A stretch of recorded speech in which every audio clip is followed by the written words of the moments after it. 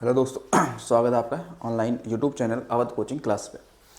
जैसा आपको पता है कि आज जो हम लोग शुरू करने चल रहे हैं वो एसएससी जीडी पीवाईक्यू जो 2013 से लेकर 2024 के बीच में जो भी आपके कला और संस्कृति मतलब आर्ट एंड जो कल्चर से जितने भी सवाल आपसे पूछे गए हैं, ठीक है, उस पर क्या करेंगे, चर्चा करेंगे और उस पर जो भी विशेष बातें हो सकती हैं, कुछ एक्स्ट्रा फैक्ट्स हो सकते हैं, उसको भी समझने वाले हैं। तो ये जो भाग होगा ये आपका पहला भाग होगा। इसमें आपके 20 क्वेश्चन होंगे, 20 से 25 क्वेश्चनों की ये क्या हुई श्रृंखला होगी, ठीक है। ऐसे ही आपको आगे अन्य जो एग्जाम में आए हुए क्वेश्चन होंगे वैसे आपको मिलते रहेंगे, ठीक है। तो ये कला एवं संस्कृति की जो पार्ट है वो देखने चल रहे हैं। तो चलिए देखते हैं आज का हमारा पहला क्वेश्चन क्या है। देखिए ये आज का पहला क्वेश्चन है कि भरतनाट्यम नृत्य में शरीर की चाल की तकनीकी और व्याकरण के अध्ययन के लिए पाठ्य सामग्री का मुख्य स्रोत निम्नलिखित में से कौन सा है। ऑप्शन आपके हैं नृत्य, सौरभ, संगीत, नाटक, अभिनय, दर्पण या नाट्य योग, ठीक है। तो यहाँ पे एक चीज़ आप समझिए कि यहाँ पे लिखा है कि भरतनाट्यम नृत्य में शरीर की चाल की तकनीकी और व्याकरण के अध्ययन के लिए पाठ्य सामग्री का मुख्य स्रोत क्या है। तो इसमें जो सही आंसर आपका होगा वो ऑप्शन नंबर आपका डी हो जाएगा। कौन सा हो जाएगा? ऑप्शन नंबर आपका डी हो जाएगा, यानी कि नाट्य योग, ठीक है। क्या हो जाएगा? नाट्य योग हो जाएगा। जरा देखिए, अब बात आई है भरतनाट्यम से, तो इससे दो तीन चीज़ों का ध्यान रखना कि जो आपका ये भरतनाट्यम है, भरतनाट्यम, तो जो भरतनाट्यम है इसे हम लोग एक और नाम देते हैं, इसे हम लोग कहते हैं दासी अट्टम। क्या बोलते हैं? दासी अट्टम भी कहते हैं, क्योंकि शुरुआत में ये मंदिरों में दासियों द्वारा किया जाता था, इसलिए इसे दासी अट्टम कहते हैं, ठीक है। बाकी भरतनाट्यम ये हम सभी को पता है कि ये क्या है, कि ये भारत में सबसे क्या है, प्राचीन क्या है, शास्त्रीय नृत्य है। ये क्लासिकल डांस है, शास्त्रीय नृत्य है, ठीक है, सबसे प्राचीन ये हो जाता है। अब तो भरतनाट्यम किस राज्य का है, तो ये हम सभी को पता है कि ये कहाँ का है, तमिलनाडु, ठीक है। तमिलनाडु का क्या है, ये शास्त्रीय नृत्य है, ठीक है। कहाँ का है? तमिलनाडु का ये शास्त्रीय नृत्य हो जाता है। चलिए अगला क्वेश्चन देखिए। अगला क्वेश्चन है कि निम्नलिखित में से कौन संगीत वाद्य यंत्र शहनाई वादन के लिए प्रसिद्ध है। अब देखो, हमें अधिकतम उस्ताद बिस्मिल्लाह खां के बारे में ज़्यादा ध्यान रहता है, लेकिन उनके अलावा भी और भी हैं जो शहनाई वादक हैं। तो इनमें देखिए 4 ऑप्शनों में क्या सही हो सकता है? राज रत्नम पिल्लई, अली अहमद हुसैन, हरि प्रसाद चौरसिया या एन रामानी, ठीक है। तो इसमें आपका जो सही आंसर है वो है ऑप्शन नंबर बी, ठीक है। कौन सा? Option number B, Ali Ahmed Hussain, ठीक है। अली अहमद हुसैन ये क्या है, एक शहनाई वादक हैं। अगर जो और भी हम लोग बात करें कि मतलब और भी कोई लोग हो सकते हैं क्या शहनाई वादक, तो देखिए ये अली अहमद हुसैन तो है ही है, इसके अलावा एक नाम यहाँ पे जुड़ेगा दयाशंकर,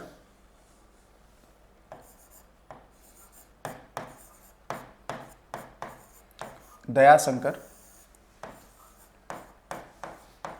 जगन्नाथ, एक ही नाम से जुड़ेगा। और दूसरा नाम जुड़ेगा एक बागेश्वरी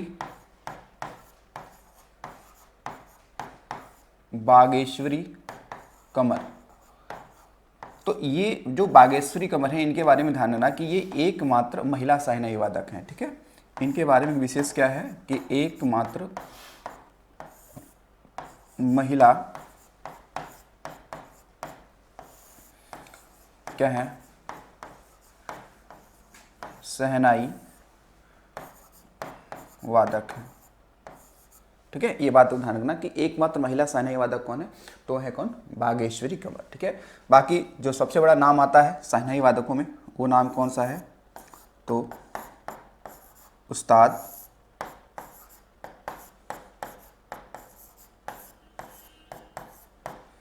बिस्मिल्लाह खां, ठीक है। तो इनको भारत रत्न भी दिया जा चुका है, ठीक है। उस्ताद बिस्मिल्लाह खां को भारत रत्न भी दिया जा चुका है। और ये पूछेगा कि किस घराने से इनका संबंध है, जिनका संबंध तो जो था वो था बनारस घराना से, ठीक है। ये बनारस घराने से इनका क्या था, संबंध हुआ करता है, ठीक है। तो ये भी क्या है, सबसे बड़े शहनाई वादक हैं। और ये ध्यान रखिएगा कि जो ये उस्ताद बिस्मिल्लाह खां हैं, ये ध्यान रखिएगा कि जो फर्स्ट आपका क्या था, स्वतंत्रता दिवस था। फर्स्ट स्वतंत्रता दिवस यानी कुल मिला के 1947 की बात कर रहे हैं कि फर्स्ट स्वतंत्रता दिवस पर दिल्ली के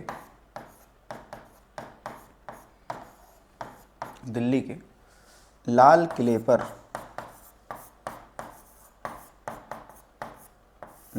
पर इन्होंने क्या किया था, शहनाई वादन किया था। शहनाई वादन किया।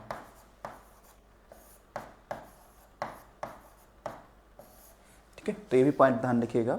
शहनाई वादन किसने किया था सबसे पहले, तो ये उस्ताद बिस्मिल्लाह खां ने किया था। ठीक है, चलिए। अच्छा, ये हरि प्रसाद चौरसिया, ये तो सभी को पता है कि ये क्या है, बांसुरी वादक हैं। ये क्या है, बांसुरी वादक हैं और ये इलाहाबाद से संबंध रखते हैं। चलिए अगला देखिएगा। अगला सवाल है कि प्रसिद्ध कुचिपुड़ी नर्तक डॉक्टर राजा रेड्डी ने निम्नलिखित में से किसे कलयुग सत्यभामा कहा था। 4 ऑप्शन है, मयंक राव, कनक रेले, गीता महालिक या शोभा नायडू। तो इसमें जो सही आंसर है वो आपका है कौन सा, तो ये है शोभा नायडू। ठीक है, तो जो राजा रेड्डी हैं इन्होंने किसे, शोभा नायडू को क्या बोला था, कलयुग सत्यभामा की उपाधि दी थी। ठीक है, अच्छा अब यहाँ पे देखिए जरा कि कनक रेले की बात करें। कनक रेले का संबंध किससे है, क्योंकि सवाल ये पूछा गया है। तो कनक रेले का संबंध जो है ये है मोहनी अट्टम से। ठीक है, ये क्या है, मोहनी अट्टम से। लेकिन जो आपके यहाँ पे देख रहे हैं कि शोभा नायडू का संबंध किससे है, तो इनका संबंध हो जाएगा कुचिपुड़ी से। किससे हो जाएगा, तो कुचिपुड़ी से। ठीक है, कुचिपुड़ी की ये नृत्यांगना है। ठीक है, अच्छा एक ऐसे ही और भी नाम आएगा, ये शोभा नायडू है, एक शोभना नारायण है जिनका संबंध आप देखेंगे तो कथक से है। ठीक है, देखिएगा ये थोड़ा कन्फ्यूजन नहीं होंगे ना, क्योंकि यहाँ पे थोड़ी सी बात अलग है। देखो क्या यहाँ पे लिखा जाएगा, आ जाए इस तरीके से,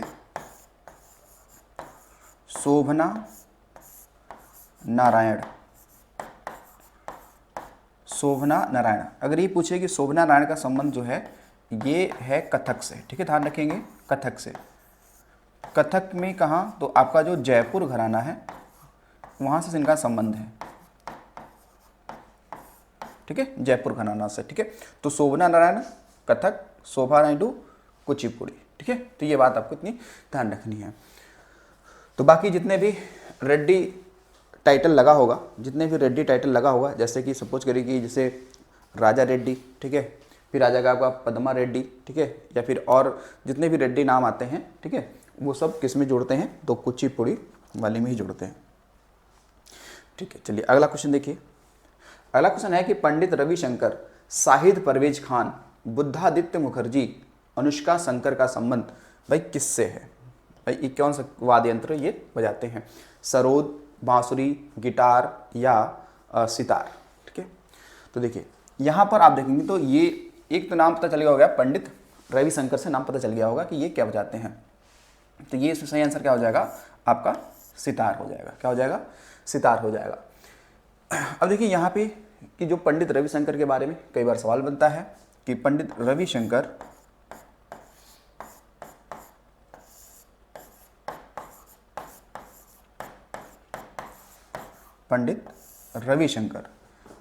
इनको क्या मिल चुका है, 1999 में इनको मिल चुका है भारत रत्न। इनको क्या मिल चुका है, भारत रत्न मिल चुका है पंडित रविशंकर को। बाकी इन्होंने लगभग कई सारे ग्रैमी अवार्ड इन्होंने जीते हैं। ठीक है, कई सारे ग्रैमी अवार्ड इन्होंने जीते हैं। जो पंडित रविशंकर हैं इनकी एक क्या है, आत्मकथा है, या इनकी क्या है, एक ऑटोबायोग्राफी है। इनकी क्या है, एक आत्मकथा है। क्या है इनकी आत्मकथा है, माई म्यूजिक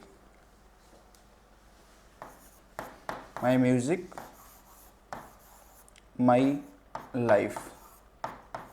ठीक है, ये इनकी क्या है, एक इनकी आत्मकथा है। तो ये था देखिए माई म्यूजिक माई लाइफ। ठीक, पंडित रविशंकर। चलिए अगला देखिए, टी बाला सरस्वती का संबंध निम्नलिखित में से किस नृत्य से है? कथक से है, कथकली से है, ओडिसी से है, ठीक है, या फिर भरतनाट्यम से है। टी बाला सरस्वती, तो देखिए जो टी बाला सरस्वती है इनका संबंध किससे होगा? तो भरतनाट्यम से हो जाएगा। किससे हो जाएगा? भरतनाट्यम से हो जाएगा। ठीक है, बाकी और भी सारे नाम भरतनाट्यम से जुड़ते हैं, भरतनाट्यम से। जैसे देखेंगे आप, एक तो मैंने बताया था कि यामिनी कृष्णमूर्ति का नाम जुड़ता है, यामिनी कृष्णमूर्ति का नाम जुड़ता है। फिर एक मृणालिनी साराभाई का नाम जुड़ेगा, मृणालिनी साराभाई का नाम जुड़ता है। ठीक है ना, फिर आप देखेंगे तो यहाँ पे और भी कई लोगों का नाम जुड़ता है, लेकिन ये दो नाम आप देखेंगे बहुत ही ज़्यादा फेमस है। ठीक है भाई, कथक कथकली, तो कथक यूपी का है, कथकली केरल का है, ओडिसी तो उड़ीसा का है, भरतनाट्यम तमिलनाडु का है। लिखा है कि भांगड़ा कहाँ का नृत्य है? हरियाणा, राजस्थान, दिल्ली या फिर पंजाब। ठीक है, तो ये देखेंगे जो भांगड़ा है ये आपका कहाँ का हो जाएगा? तो पंजाब का हो जाएगा। ठीक है, पंजाब में अगर ये बात करें कि अन्य कौन से नृत्य हैं, तो जैसे यहाँ पे एक फेमस और भी नृत्य है जिसका नाम क्या है? गिद्धा नृत्य है। ठीक है, गिद्धा नृत्य के बाद में यहाँ पे चलेगा एक कीकली, कीकली नृत्य यहाँ पे चलता है। ठीक है, कीकली, गिद्धा, कीकली और भांगड़ा। ठीक है, तो ये कहाँ का हो जाए? पंजाब का हो जाएगा। ठीक है, पंजाब में देखेंगे तो यहाँ पे कई सारे आपके महोत्सव भी मनाए जाते हैं। जैसे आप देखेंगे तो एक है कौन सा? वैशाखी, बैसाखी महोत्सव यहाँ पे होगा। फिर एक क्या क्या होता है आपका? होला मोहल्ला, होला मोहल्ला, ये भी यहीं का है। ठीक है, होला मोहल्ला ये भी यहीं का है। इसके अलावा यहाँ पे और चलेगा जैसे खिचड़ी, यही का है। ठीक है, तो ये सारे कहाँ हो जाएंगे? पंजाब के हो जाएंगे। ठीक है, बाकी अगर राजस्थान के नृत्यों की बात करेंगे तो राजस्थान में 2-3 नृत्य बहुत ही फेमस हैं। एक तो कौन सा है आपका? 13 ताली, ये नृत्य है। इसके सिवा आप देखेंगे तो घूमर, यही का नृत्य है। इसके अलावा यहाँ पे आप देखेंगे तो एक मिल जाएगा कालबेलिया, काल बेलिया नृत्य कहाँ का है? तो राजस्थान का हो जाएगा। हरियाणा में बहुत ही फेमस एक यहाँ पे लोक नाट्य है, उसका नाम है क्या? स्वांग। ध्यान रखिए ये क्या है?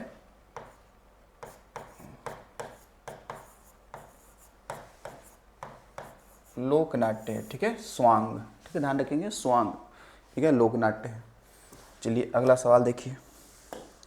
अगला हमारा क्वेश्चन है कि डांडिया कहाँ का प्रसिद्ध नृत्य है? गुजरात का है, असम का है, झारखंड का है, महाराष्ट्र का है। तो डांडिया जो है ये कहाँ हो जाएगा? तो ये गुजरात का हो जाएगा। जो डांडिया है ये कब होता है? तो समझ कह सकते हैं कार्तिक महीने में, कार्तिक मतलब वही अक्टूबर माह में। ठीक है, कार्तिक माह में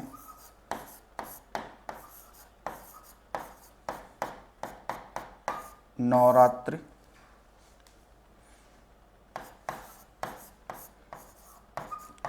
के अवसर पर ये होता है। ठीक है, तो ये कार्तिक माह मतलब अक्टूबर माह में। ठीक है, कौन सा? डांडिया। अब गुजरात में और भी तो सारे होंगे, तो गुजरात में और भी सारे अगर देखें तो यहाँ पे एक फेमस है गरबा, यही का है। ठीक है, गुजरात का है गरबा। बाकी गुजरात में आप देखेंगे तो एक यहाँ पे लोक कला है नाग गुम्फन, नाग गुम्फन। ठीक है, एक है चित्रकला है, एक है चित्रकला है। ठीक है, नाग गुम्फन कहाँ का? तो गुजरात का, आपको ध्यान रखना है। और इसके अलावा बाकी झारखंड में आप जानते हैं यहाँ का एक लोक कला है झारखंड का, इसका नाम क्या है, जदो पाटिया। जदो पाटिया ये चित्रकला है झारखंड का, ठीक है। महाराष्ट्र का भी एक चित्रकला है जिसका नाम है वर्ली, वर्ली चित्रकला। तो वर्ली हालांकि एक नृत्य भी है, ठीक है, जैसे तमाशा और लावड़ी है। चलिए अगला क्वेश्चन देखिए। अगला क्वेश्चन आपका है कि नाट्य शास्त्र के रचयिता कौन है। तो भरत मुनि, नारद मुनि, व्यास मुनि, झंडू मुनि। तो ये हैं कौन से, तो भरत मुनि, ठीक है, भरत मुनि, ये नाट्य शास्त्र, ठीक है। तो ये जो नाट्य शास्त्र है इसे ध्यान रखिएगा कि इसे हम लोग उत्तर भारत में शास्त्रीय नृत्य जो है या शास्त्रीय जो नृत्य उसका बाइबिल भी कहते हैं, ठीक है। तो नाट्य शास्त्र, नाट्य शास्त्र को ध्यान रखिएगा, इसे हम लोग देखिए तो उत्तर भारत में इसे हम लोग शास्त्रीय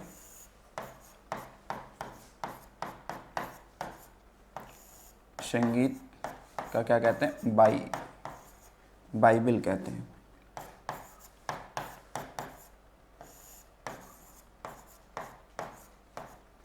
बाइबिल कहते हैं। पहले देखिए तमिलनाडु की प्रख्यात शास्त्रीय नृत्य शैली कौन सी है, ठीक है। तो इसमें बोला है क्या, कोई तमिलनाडु की प्रख्यात शास्त्रीय नृत्य शैली कौन सी है, तो वो कौन सा हो जाएगा आपका, भरतनाट्यम, ठीक है। कुचिपुड़ी कहाँ का है, तो ये है आपका आंध्र प्रदेश का, ये कहाँ का है, आंध्र प्रदेश का है। कथक तो जानते हैं यूपी या नॉर्थ इंडिया। मोहिनी अट्टम की बात करेंगे तो ये केरल, हालांकि कथकली भी केरल का ही है। देखिए जिन जैक्स एक प्रसिद्ध डैश डैश थे, क्या थे, जिन जैक्स। तो जो जिन जैक्स हैं ये चित्रकार थे, चिंतक थे, सम्राट थे या चिकित्सक थे, ठीक है। तो जो जिन जैक्स हैं ये क्या है, एक चिंतक है, एक थिंकर है, ठीक है, एक थिंकर है। इनका आपने देखा होगा एक पुस्तक बहुत ही फेमस है, ये ए डिस्कशन, ठीक है, on the arts and sciences, ठीक है। तो इनकी पुस्तक एक कौन सी है, जिन जैक्स की एक पुस्तक है ए discuss,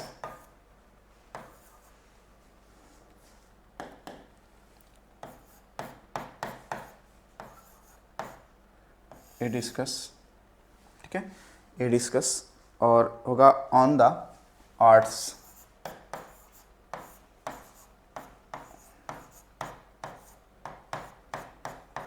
on the arts and sciences.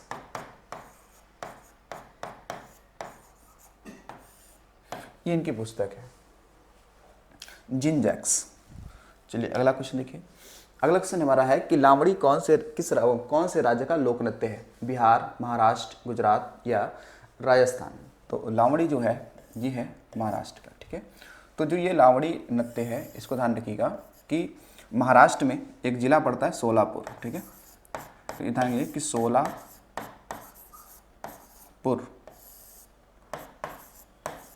के धनगर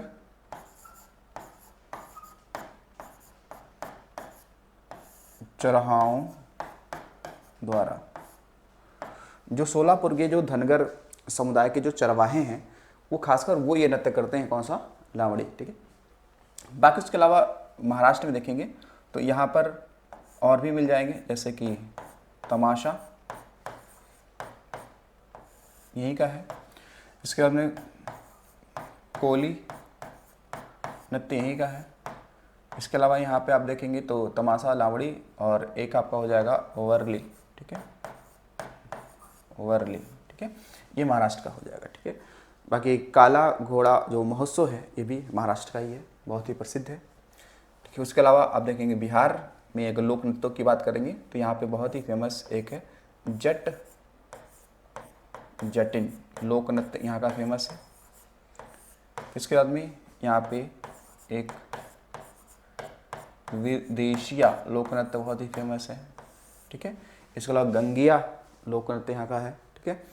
और झिझिया भी यहीं का है, ठीक है। डैश डैश डैश एक पक्षी है जो शांति का प्रतीक है, कौन है? कबूतर, कौवा, मोर या उल्लू? तो ये क्या है? फिर हो जाएगा कबूतर। क्या हो जाएगा? कबूतर। अब मोर जो है ये तो हमारा क्या है? राष्ट्रीय पक्षी है। क्या है? राष्ट्रीय ये पक्षी है, ठीक। इसका जो वैज्ञानिक नाम है, कह सकते हैं जो इसका वैज्ञानिक नाम है, जो इसका साइंटिफिक नेम है, वो है पाओ क्रिस्टेटस। पाओ क्रिस्टेटस, ये इसका क्या है? साइंटिफिक नेम है, यानी वैज्ञानिक नेम है मोर का, ठीक है। तो आपको ध्यान रखिए। चलिए अगला देखिएगा। अगला सवाल है कि आर्किटेक्चर की जड़ने की तकनीकी पिट्रा ड्यूरा निम्नलिखित में से किस स्मारक में पाई जाती है? ताजमहल, चार मीनार, गेटवे ऑफ इंडिया या इंडिया गेट? हालांकि इसमें सही आंसर आपका क्या है ऑप्शन के रिगार्डिंग? तो ताजमहल है। यानी कि मतलब पिट्रा ड्यूरा जो तकनीकी होती है ये क्या होती है? देखिए पिट्रा ड्यूरा तकनीकी का मतलब ये है कि जब कोई इमारत बनती है या कोई कह सकते हैं महल बनता है, ठीक है, या किसी का मकबरा बनता है या मतलब कुछ भी चीज़ बनती है, तो उस स्मारक की दीवारों पर जो कह सकते हैं मोती हो गई, ठीक है, सोना हो गया, चांदी हो गया या कीमती पत्थर हो गए, उनको अगर जो दीवारों पे जड़ दिया जाता है, लगा दिया जाता है, तो वही तकनीकी क्या कहलाती है? पिट्रा ड्यूरा तकनीकी कहलाती है, ठीक है। पिट्रा ड्यूरा तकनीकी का मतलब क्या है कि कीमती पत्थर, ठीक है, या कह सकते हैं कीमती वस्तुएं को जब हम लोग दीवारों पर जड़ देते हैं तो वो दिखने में बहुत ज़्यादा आकर्षक लगता है और उसे ही हम लोग पिट्रा ड्यूरा तकनीकी कहते हैं। वैसे अगर बात की जाए तो पिट्रा ड्यूरा तकनीकी का सबसे पहले जो प्रयोग किया गया था वो आगरा में यमुना नदी के किनारे एक स्मारक है या एक मकबरा है जिसका नाम है एतमादुद्दौला का मकबरा, ठीक है। मिर्जा गयास बेग का है, जो नूरजहाँ के पिताजी थे, उनके मकबरे में पहली बार ये तकनीकी का प्रयोग किया गया था। लेकिन यहाँ पे ताजमहल में भी किया गया है, लेकिन यहाँ पे वो नहीं है, तो इसलिए ऑप्शन आपका ताजमहल क्या होगा? सही हो जाएगा, ठीक है। तो अगर जो यहीं पे थोड़ी सी और हम बात कर लें, देखिएगा कि पिट्रा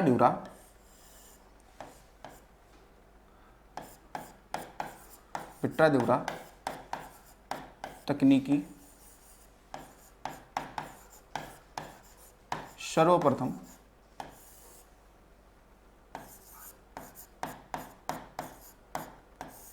आगरा में स्थित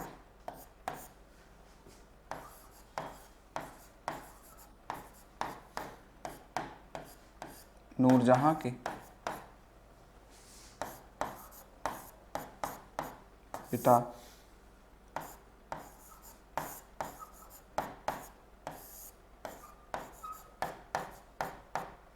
मिर्जा गयास बेग, या इनका एक अन्य नाम क्या है?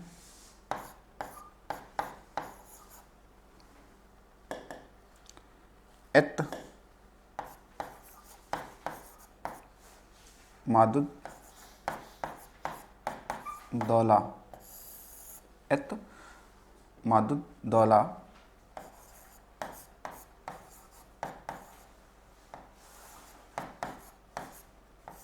के मकबरे में किया गया था, ठीक है। मकबरे में किया गया था जो यमुना नदी के किनारे है, ठीक है। अब देखिए यहाँ पे कुछ और डाटा है, इनको समझना ज़रा। चार मीनार की बात करें तो चार मीनार ये कहाँ पे है? चार मीनार तो है कहाँ पे? हैदराबाद में। ये है हैदराबाद में, और हैदराबाद वर्तमान में ध्यान रखना ये तेलंगाना में है, ना कि आंध्र प्रदेश में है, ठीक है। और इसको किसने बनवाया था? तो जो चार मीनार है इसको बनवाने की बात चलती है तो ये 1591 में जो वहाँ के कह सकते हैं नवाब थे, ठीक है, वहाँ के जो नवाब थे वो थे अली कुतुब शाह, ठीक है। तो इसको यहीं पे लिखते हैं, किसने बनाया था? तो बनाया था अली कुतुब शाह द्वारा बनवाया गया था चार मीनार को, ठीक है। अली कुतुब शाह द्वारा बनाया गया था, ठीक है। अब देखिए, अब बात आती है किसकी, तो गेटवे ऑफ इंडिया की, ठीक है। तो गेटवे ऑफ जो इंडिया है, ठीक है, तो ये कहाँ पे है, ये है मुंबई में। गेटवे ऑफ इंडिया कहाँ पे है, ये है मुंबई में है, ठीक है, ये मुंबई में है। और इससे देखो सवाल क्या बनते हैं, ये पूछा गया है सवाल कि जो गेटवे ऑफ इंडिया है इसकी जो ऊंचाई है वो कितनी है, इसकी ऊंचाई कितनी है। ऊंचाई जो होगी वो 24 मीटर के आसपास, 26 मीटर के आसपास में है, ठीक है। कितनी है, 26 मीटर की क्या है, इसकी ऊंचाई है, ठीक है। उसके अलावा इसके वास्तुकार अगर पूछता है, वास्तुकार कौन है, आर्किटेक्ट कौन थे, तो वो हो जाएंगे कौन, तो जॉर्ज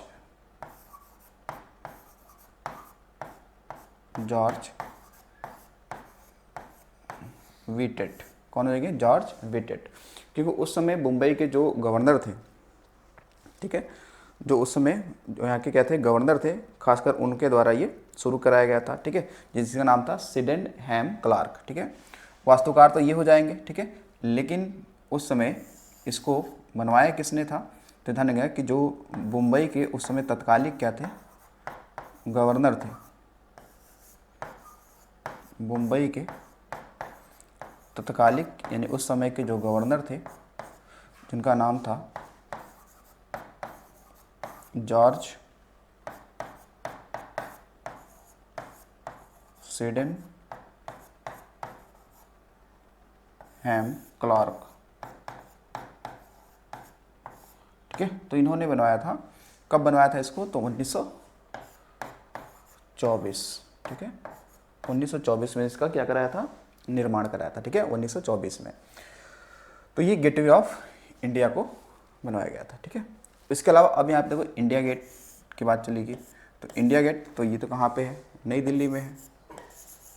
ये कहाँ पे है, नई दिल्ली में है, ठीक है। और इसके जो वास्तुकार हैं, वास्तुकार यानी कि आर्किटेक्ट जो की बात करेंगे, तो उनका नाम क्या है, एडविन लुटियंस, ठीक है। नाम क्या होगा, एडविन लुटियंस। तो एडविन लुटियंस को दिल्ली का ही वास्तुकार माना जाता है, ठीक है, दिल्ली का वास्तुकार माना जाता है, ठीक है। तो ये इसका जो शुरुआत अगर कहेंगे तो ये कब हुआ, तो 1931 में ये बन के तैयार हो गया था, ठीक है। तो ये जो इंडिया गेट है ये कब बन के तैयार हो गया, तो ये बन के तैयार हो गया 1931 में, ये बन के क्या हो गया, तैयार हो गया। अच्छा, जो इंडिया गेट है इसका ध्यान रखिएगा कि ये जो पेरिस में एक ऐसे ही क्या है, एक और गेट है, उससे ये प्रेरित है। तो पेरिस के आर्क द ट्रायम्फ से ये क्या है, प्रेरित है, से क्या है, ये प्रेरित है, ठीक है। तो जो पेरिस में क्या है, आर्क द ट्रायम्फ, उससे क्या है, ये प्रेरित है, उसको मतलब देख के ये बनाया गया, ठीक है। और इसने किसने मतलब इसको राष्ट्र को समर्पित किया था, तो बताएंगे, इसको जो लॉर्ड इरविन है इन्हें देश को समर्पित किया। तो ध्यान रखिएगा कि इरविन द्वारा, ठीक है, समर्पित, राष्ट्र को समर्पित किया, मतलब इस समय 1931 में लॉर्ड इरविन ही थे भारत के गवर्नर, तो उन्होंने समर्पित किया था, ठीक है। तो ये इससे लेकर कुछ बातें हो जाएंगी, ठीक है। चलिए अगले देखिएगा, निम्नलिखित में से कौन सा त्यौहार विष्णु के वामन अवतार से जुड़ा हुआ है। आपका है कुंभ, बिहू, ओणम या फिर जन्माष्टमी, तो देखिए इसमें जो आपने सुना होगा खासकर ओणम पर्व एक सुना होगा, ठीक है, ओणम पर्व सुना। तो ओणम पर्व कहाँ का है, ये हमने पढ़ा कि ओणम पर्व जो है ये केरल का है। ओणम क्या है, एक पर्व भी है, एक फेस्टिवल है, एक पर्व भी है, ठीक है, एक पर्व भी है। कहाँ का पर्व है, तो यह है केरल का एक त्यौहार है, ठीक है। तो वामन अवतार से जुड़ा हुआ है, ठीक है। तो ये क्या है, ओणम। तो इसके अलावा देखेंगे अब अवतारों की बात करेंगे, तो यानी कुल मिला के विष्णु को देखेंगे कितने, 10 अवतार, 10 अवतार की बात चलती है। तो आपको इसमें से मेरे हिसाब से केवल आपको पहला याद रखेंगे कि पहला विष्णु के अवतार में क्या नाम आता है, तो है मत्स्य। ठीक है, मत्स्य यानी कि मछली का अवतार। ठीक है, फिर उसके बाद में आप देखेंगे तो कहीं ना कहीं और जो 9वें नंबर के देख सकते हैं, तो 9वें नंबर पे क्या है आपका बुद्ध का अवतार, और 10वें नंबर पे और जो अंतिम जो आने वाला है वो क्या है आपका कल्कि अवतार। ठीक है, तो ये भी बाकी है, तो बाकी 9 हो गए हैं। तो ये ध्यान रखिए वामन जो है वो ओणम से संबंधित है। चलिए अगला देखिए, अगला है कि पंडित भीमसेन जोशी शास्त्रीय संगीत के किस परंपरा से जुड़े हुए हैं? कव्वाली, ठुमरी, कर्नाटक या हिंदुस्तानी शास्त्रीय संगीत जिसे हम लोग बोलते हैं। तो बताओ ये किससे जुड़े हुए हैं? तो ये हैं, देखो पंडित भीमसेन जो जोशी हैं ये शास्त्रीय संगीत से जुड़े हुए हैं, लेकिन अगर शास्त्रीय संगीत दो है ना, एक कर्नाटक शास्त्रीय संगीत, एक हिंदुस्तानी, तो ये हिंदुस्तानी वाले से जुड़े हुए हैं। तो पंडित भीमसेन जोशी से पूछा गया सवाल है कि भाई ये किस घराने के हैं? तो ये किस घराने के हैं? तो ये हैं किराना घराना। ठीक है, किराना घराना। तो जो किराना घराना है ये कहाँ पे है? तो ये यूपी में है। यूपी में भी जिला पूछेगा तो मुजफ्फरनगर हो जाएगा। ठीक है, किराना घराना। और किराना घराना अगर पूछता है कि इसके संस्थापक कौन थे? संस्थापक, तो संस्थापक पूछेगा तो बताएंगे अब्दुल करीम खान। कौन है? तो अब्दुल करीम खान, अब्दुल करीम खान। वैसे किराना घराना से कई सारे लोग आते हैं, इस घराने से कई सारे लोग आते हैं। जैसे अभी आप देखेंगे कि जनवरी में एक प्रभा अत्रे थी, प्रभा अत्रे, हालांकि इनको पद्म विभूषण भी मिला था। तो प्रभा अत्रे ये भी क्या है, एक शास्त्रीय संगीत गायिका हैं जो किराने घराने से क्या रखती हैं, संबंध रखती हैं। ठीक है, इसके अलावा आपने वहाँ पे एक देखा पंडित भीमसेन जोशी हो गए, प्रभा अत्रे हैं। ठीक है, एक है हीराभाई वड़ोदकर, वड़ोदकर।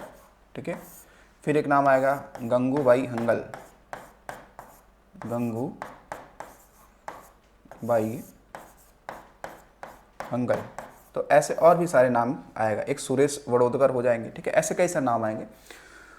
तो ये था पंडित भीमसेन जोशी। अगला सवाल है अलरमेल वल्ली निम्नलिखित में से किस शास्त्रीय नृत्य के प्रतिपादक हैं? भरतनाट्यम, कथक, कथकली, ओडिसी या फिर 4 हो गए, 4 में से बताइए किसमें होंगे ये। तो जो अलरमेल वल्ली की अगर बात करते हैं तो इनका संबंध है किससे? भरतनाट्यम से। किससे है? भरतनाट्यम से। ठीक है, भरतनाट्यम से हो जाएगा। अगला देखिए सवाल, अगला है सुनंदा नायर ने मुंबई विश्वविद्यालय से डैश डैश नृत्य शैली में PhD पूर्ण की और उनकी थीसिस क्या थी? इंटरसिंकल लिरिकल फेमिनिज्म में था।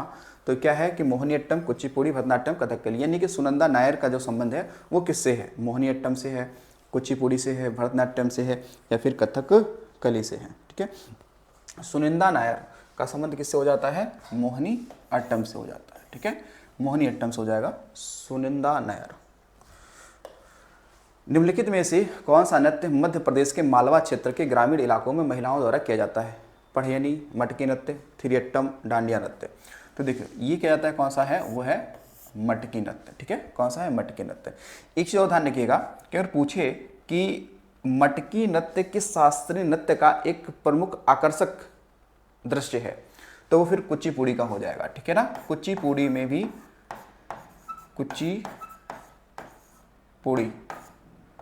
कुचिपुड़ी शास्त्रीय नृत्य में, कुचिपुड़ी शास्त्रीय नृत्य में मटकी नृत्य होता है, उसमें भी ये होता है। ठीक है, जिसमें नृत्यांगनाएं क्या करती हैं कि सर पर मटकी लेकर क्या करती हैं? नृत्य करती हैं। ठीक है, अगला देखिएगा, निम्नलिखित में से कौन सा लोक नृत्य तमिलनाडु से हुआ है? ठीक है, तो ये कह रहा है कि अच्छा ये लिखा हुआ कि झावेरी, दर्शना झावेरी को किस नृत्य शैली के लिए पद्मश्री प्राप्त हुआ है? अच्छा आगे तो नहीं बढ़ गए, अच्छा हाँ ठीक है।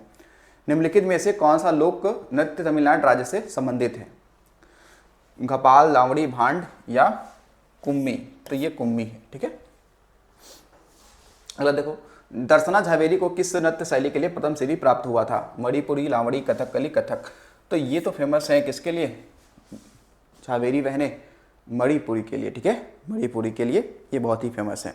अच्छा अब देखिएगा सवाल इससे ये आपसे बन जाएगा, कई बार पूछा गया सवालों में एक है कि हालांकि इनको मिला तो 2002 में था, पद्मश्री कब मिला था इनको? 2002 में था, ठीक है, 2002 में मिला था पद्मश्री, ठीक है। राजस्थान का प्रसिद्ध पुष्कर मेला एक वर्ष में कितनी बार आयोजित होता है? तो पुष्कर मेला एक बार में क्या होगा? एक साल में एक ही बार तो होगा, एक बार में क्या होगा? एक ही बार होगा। तो जो ये पुष्कर है, पुष्कर, तो पुष्कर जो है, पुष्कर एक झील भी है, पुष्कर एक झील है, झील भी है, ठीक है। पुष्कर, ध्यान रखना, पुष्कर एक मेला भी है जो यही लगता है, एक मेला भी है, ठीक है, पुष्कर एक मेला भी है, ठीक है, और पुष्कर एक स्थान भी है, ठीक है। ये कहाँ पे है? तो ये ध्यान रखिएगा, पुष्कर झील या पुष्कर मेला कहाँ लगता है? तो ये जैसलमेर, कहाँ पे? राजस्थान।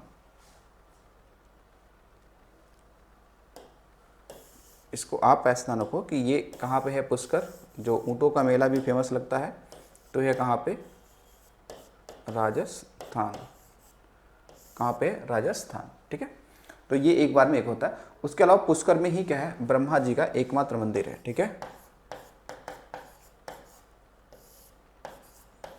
पुष्कर में ही क्या है? एकमात्र